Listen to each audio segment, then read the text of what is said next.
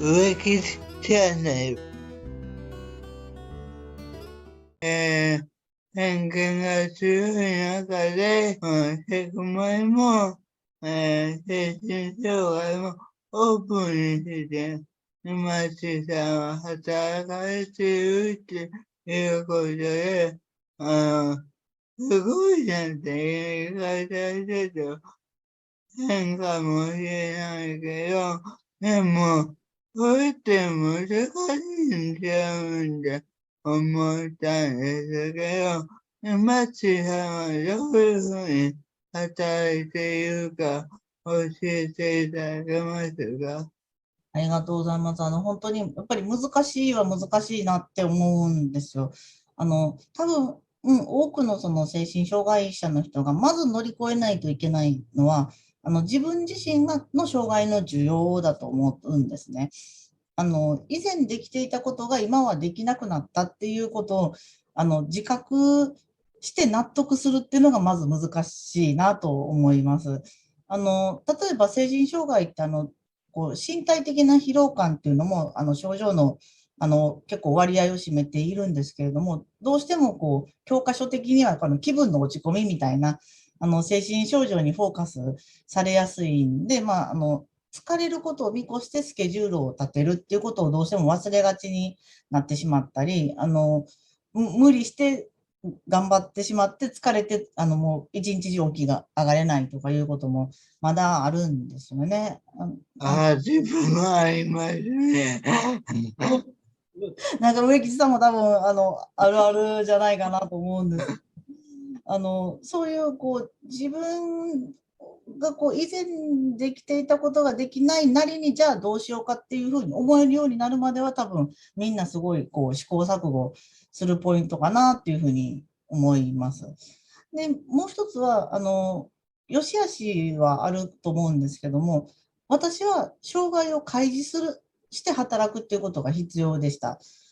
例えば、こう、まめに休憩を取らないと、しんどいんだけれども、サボってるわけじゃないんだよっていうことを、周りに伝えないといけない。で、そういう症状だってことを周りに話して理解してもらわないと働けない。っていうことも、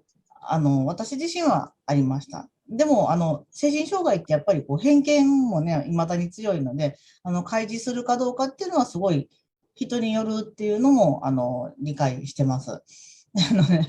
いまだにね、なんかこう、精神障害になる人と一緒に働いたら何かあったら刺されるんじゃないかとか、すごい心配する人がいるんですけど、少なくとも私にそんな元気はないっていう。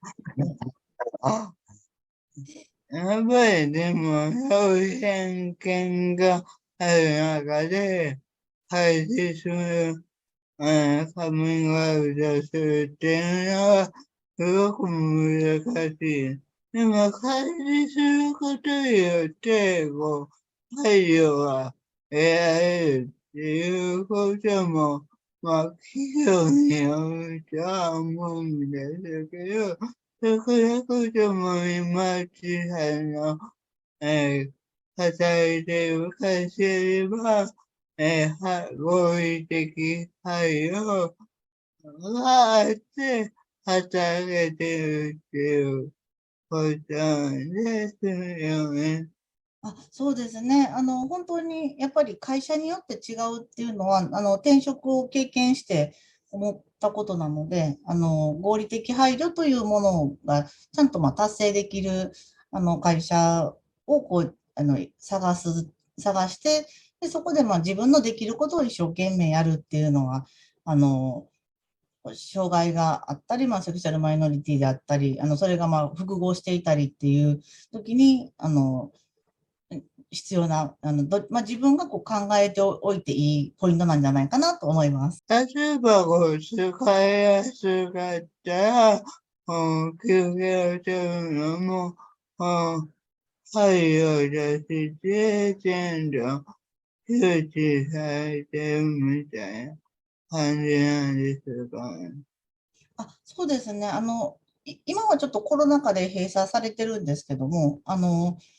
もともとその、仮眠室みたいなものがあったりして、ちょっと仮眠室行ってきますみたいなことも以前はできたので、ぶっちゃけですね、別に障害のない社員でも仮眠してる人はいるんですよ。なんで、休むがないし。休むの大事、本当休むの大事なんで、うん。なんかそういう時に、そういう設備があって、みんなが使えるって分かってる、ね、みんながそれの認識が共有されてる会社だと、すごい働きやすいなって思いますね。ありがとうございます。なんか、そういうふうに開示しやすい社会だったり、合理的配慮が、自然となされて、申し訳ありません感がなく、この人はこういう働き方なんだって、みんなが分かってるっていうのはすごく働きやすいし、この人のパフォーマンスを最大限上げるのかなと聞いてて思いました。今日は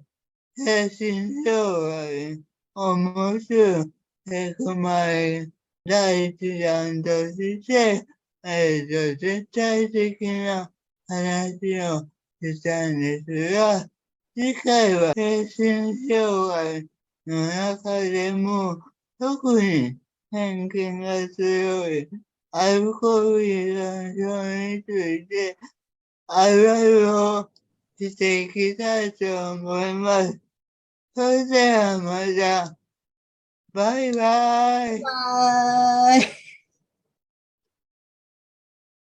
高評価、チャンネル登録、よろしくお願いします。